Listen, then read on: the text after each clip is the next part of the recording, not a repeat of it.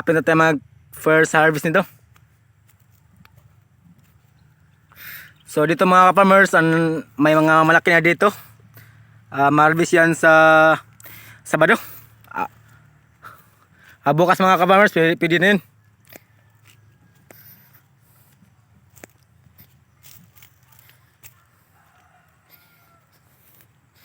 So nakita nyo mga ka-farmers, may mga konting bunga na nakita nyo, at yun may mga ma-harvest na tayo nito kahit pakunti-kunti lang muna.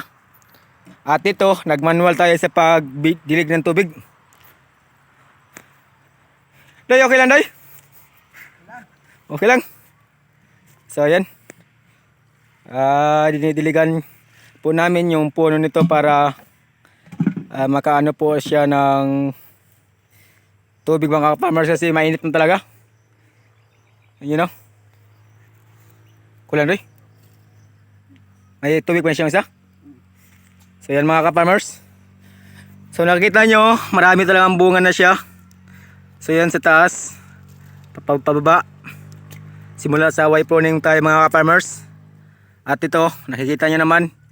So may ma-harvest tayo konti dito. So yan, tinitiligan namin yung puno na yan. So yan mga ka-farmers, oh.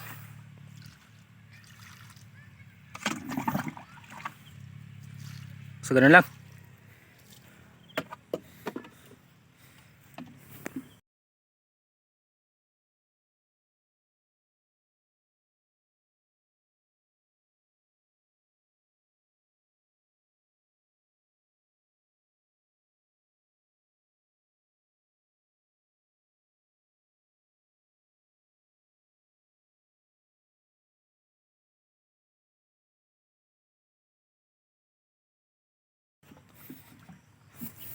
Kailangan talaga magtiyaga.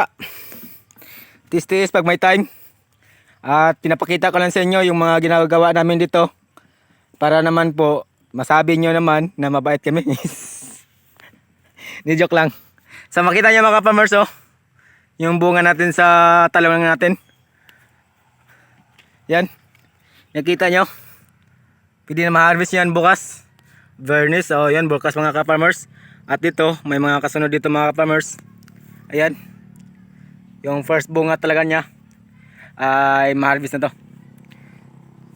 Siguro mga February, sagaran to sa mga bunga niya mga farmers. At dito ang makakain ka naman tayo nito. So yung mga matanda nating talong ay wala, konti na lang mga farmers. Ginagabot na natin yan. Okay na Kang? Urot na sa ubos na Kang. Dala sa kanang bigas, iabon na. So ito.